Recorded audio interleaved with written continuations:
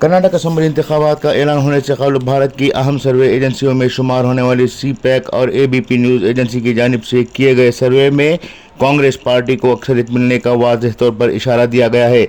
Survey report के मुताबिक कांग्रेस को 115 से 127 तक नशिस्तें मिलने की बात कही गई है, जबकि बरसत इख्तिदार बीजेपी को बड़ा नुकसान होने की बात सर्वे में कही गई है। बीजेपी को महज 68 से 80 सीटों पर इत्तेफाक करना पड़ेगा, जबकि जेडीएस को 23 से 35 सीटें मिलने की बात रिपोर्ट में कही गई है।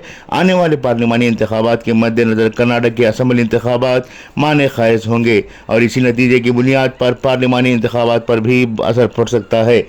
सर्वे में कहा गया है कि 50.5% लोगों ने बीजेपी की कारकर्दगियों को बदतरीन बताया है, जबकि 27.7% लोगों ने बीजेपी की तायीद की है। बकिया लोगों ने इस सिलसिले में कुछ भी नहीं कहा है। इस रिपोर्ट में 57.1% लोगों ने बीजेपी हुकूमत को हटाने का मुतालबा किया है।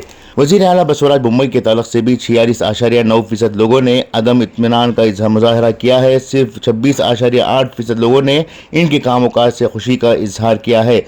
वहीं दूसरी जानिब आने वाले दिनों में कौन वज़ीर आला बनेगा, इस सवाल पर 39.1% लोगों ने सिद्धरामैया का नाम पेश किया है, जबकि 31.1% लोगों ने बसवराज बोम्मई का नाम पेश किया है।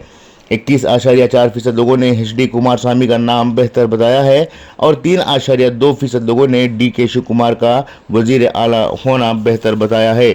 सी-पैक और एबीपी की रिपोर्ट से बीजेपी के खेमे में हलचल मची हुई है, जबकि कांग्रेस अपनी कारकर्दगियों को मजीद बेहतर बनाने के लिए पूरी कोशिश में लगी हुई है। वाज़ेह हो कि 10 मई को कर्नाटक में असम्बली इंतखाबात होने जा रहे हैं। करीब 40 दिन के अरसे में कुछ भी हो सकता है और बड़ी तब्दीलियां भी हो सकती हैं। ब्यूरो रिपोर्ट, इनकलाब न्यूज़, बेंगलुरु।